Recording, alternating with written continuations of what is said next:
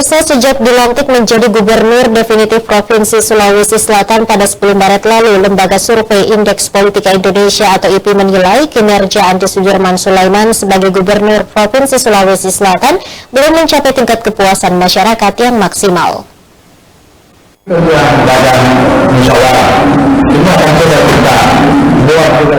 Tepat hari ini, Andi Sudirman Sulaiman genap 5 bulan menjadi Gubernur Definitif Provinsi Sulawesi Selatan sejak dilantik pada tanggal 10 Maret lalu.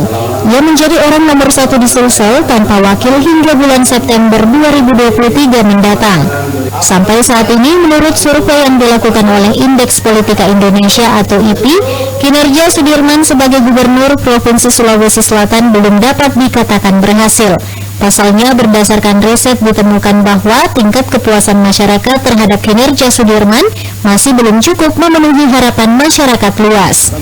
Suwadi Idris Amir selaku Direktur Eksekutif IPI menjelaskan, terdapat 2 faktor yang membuat masyarakat masih belum puas terhadap kinerja Sudirman, yakni faktor pandemi COVID-19 yang cukup menghambat kinerja dan kurangnya perhatian pada infrastruktur yang mengalami kerusakan.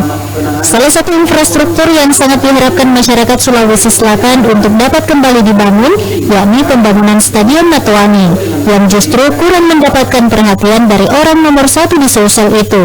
Hal tersebut juga mempengaruhi indikator kepuasan masyarakat terhadap kinerja Sudirman. Berbicara kinerja, tingkat kepuasan masyarakat tidak terlalu tinggi banget, tapi juga tidak terlalu rendah. Artinya beliau berada di tengah-tengah.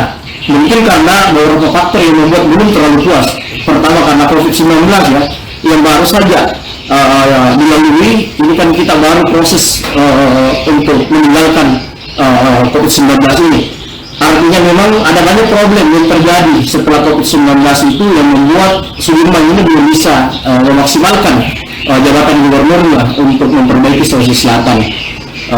Infrastruktur terutama di Sulawesi Selatan ini keluhannya saya lihat dari segi kepuasan infrastruktur ini di mana-mana mengalami kerusakan dan sampai hari ini Andi Sudirman belum sempat memperbaiki atau memang baru dalam tahapan ini memperbaiki. Tetapi saya lihat beliau ada upaya untuk memperbaiki itu sehingga efek elektoral ke Sudirman itu sampai hari ini belum terlalu bagus. Saya melihat sebagai seorang petahana, Sudirman masih kategori petahana yang cukup lemah, belum masuk kategori petahana yang kuat.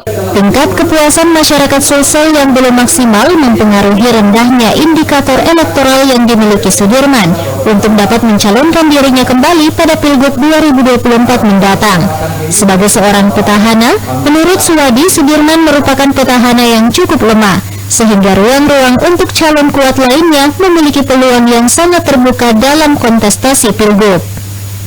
Fitri Herunisa, Slaibas TV.